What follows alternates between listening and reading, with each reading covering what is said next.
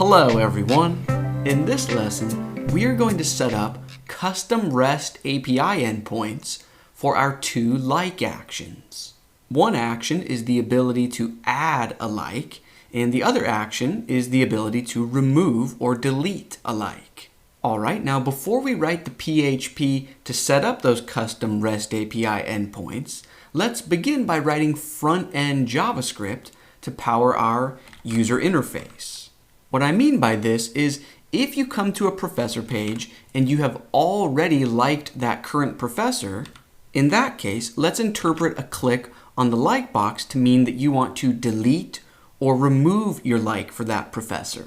On the other hand, if you visit a professor page that you have not already liked, so for example, if I visit the Meowsalot professor page, since I have not already liked this professor, let's interpret a click on the like box to mean that I want to add a like. Alright, so let's go ahead and get started. So in order to respond to click events on the like box, we need to set up some new JavaScript. So over in our text editor, within our theme folder, why don't we create a brand new JavaScript file just for this feature? So in our JS folder, and then within the modules folder, let's set up a new file. The name doesn't matter, but I'm going to name it like.js. Alright, and within this brand new file, let's say class with the name of like. And remember, I like to have 3 sections in my class. So first, let's begin with the constructor.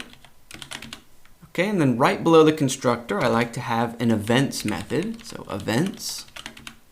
And then right below that, I like to include any methods that I create. Alright, and then at the very bottom of this file, even below the closing curly bracket for the class, let's say export default, and then the name of the class. This will make it so we can import this file within our main JavaScript file. And just so we can test and make sure that things are working, within our constructor function, why don't we create an alert pop-up that says testing from like.js. Okay, now let's go ahead and save this file and then jump into our main script file. So just sitting in the root of our JS folder is a file named script.js. Okay, first let's go ahead and import that new file that we just created. So in this area, I will say import like from, and then just point towards that file. So look within the modules folder for like. You don't need to include the .js here. Okay, and with that imported, let's create a new instance using that class. So down here, I'll say a variable, and I will name it lowercase like, so it's different from this variable name. Set it to equal a new instance of the like class. Okay, now with this in place, if we go ahead and save this file to trigger a rebundle of our JavaScript, actually, you might want to jump over to your command line and quit your current Gulp Watch task by pressing Control-C. And I'm just going to fire Gulp Watch up once again. So this time it's watching my new like module. Cool. So now whenever you save a change to either your main script file or even if you just save a change to our new like module, that should trigger a fresh rebundle over in the command line. Cool. So if I jump back to the browser and refresh, perfect. We see that alert message saying test from like.js. So everything's working as expected. Let's go ahead and actually build out this class. So first, I know that I'm going to want to use jQuery within my class. So up at the very, very top of this file, let's say import $from quotes jQuery. Cool, so that gives us access to use the jQuery library. Now let's go ahead and set up a click event, right? So when you click on the like box, we want to do something in response. So within our events method, let's say jQuery to select the element that has a class of like box, and then let's say on, and within the on parentheses, let's say we are looking for the click event, comma, and then the next argument is what function we want to run in response. So you could imagine that maybe down here in our methods area, we could create a brand new method we could name it whatever we want, but why don't we call it our click dispatcher, parentheses, curly brackets. Okay, and then on this line, for the second argument, we just point towards this dot our click dispatcher. And while we're at it, why don't we also say dot bind this? So that way, within this method, we have an easy way of pointing towards our overall class or object.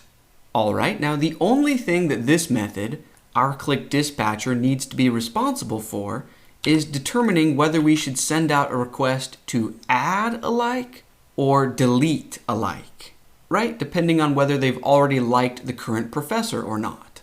So let me show you what I mean. Back in our code, right below this our click dispatcher method, why don't we create other methods?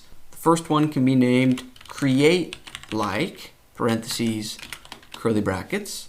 And then right below that, we can create another method named delete like, parentheses, curly brackets. Okay, so the entire point of this method is just to decide whether it should fire off this or this. So within our click dispatcher, let's set up an if statement, if parentheses, curly brackets. And the question is, what should our condition be? Well, when it comes to the like box, if I right click and choose inspect, remember that in our previous lesson, we set up the data attribute named data exists, and then it either equals yes or no, depending on whether the current user has already liked the current professor. So within our if statement, let's say if, and select the element that has a class of like box, and say if it has a data attribute that is named exists, and if that value equals yes, then that means the current user has already liked the current professor, so then we should interpret a click to mean they want to remove their like. So within the curly brackets for the if statement, let's say this dot delete like, right? We want to go ahead and call that method. Okay, and then right after the closing curly bracket for the if statement, let's say else, otherwise, new set of curly brackets. If this is not the case, if this evaluates to false, that means the current user has not already liked the current professor, so they probably want to create a like. So this dot create like. Okay, now before we actually build out the create and delete like methods and include the code that sends off an AJAX request, why don't we first just add test alert messages? So within create like, we can say alert create test message. And for delete like, we can say alert delete test message. Okay, now before we save this, let's be sure to scroll all the way up, and within our constructor function, we can get rid of this test alert, and in its place, let's be sure to call this dot events. So that way our event listeners get added as soon as the page loads. Okay, let's go ahead and save this, and then back on the front end, let's test it out. So on this page, I have not liked this professor yet, so if I click this, cool, we see create test message, which makes sense. I would want to create a new like, but if I go to Professor Barks a Lot, which I have already liked, in this case, if I click the button, cool, we see delete test message. So this means we are firing the right methods at the right time. And this will allow users to click this button to toggle whatever their current status for the current professor is. Now, even though this JavaScript that we just wrote technically works, whenever possible, I like to set up my JavaScript to be flexible enough that it would work even if we had multiple like boxes and multiple professors on a single page. So what I'm referring to is within our click dispatcher, when it comes to the element that we're checking to see if it has that data attribute of exists, yes or no, I don't want to hard code that to point towards an element with this class. Instead, I want it to look at the specific like box that got clicked on, in case there are multiple like boxes on the page at once. Now, luckily, remember that our event handler passes along information on which element got clicked on. So within the parentheses for our dispatcher, let's just say E, short for event. And then right above this if line, at the very beginning of this dispatcher, let's create a variable. We could name it whatever we like, but I'm going to name it current like box to indicate which box got clicked on, even though I know we only have one at the moment.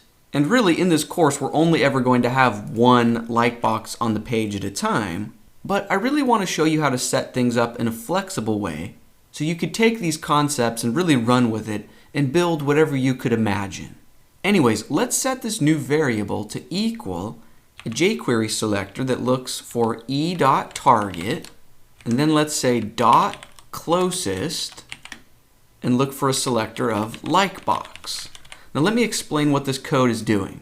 When someone clicks on the like box, they might not actually click on the overall gray box itself. They might actually click on the heart icon or the little number.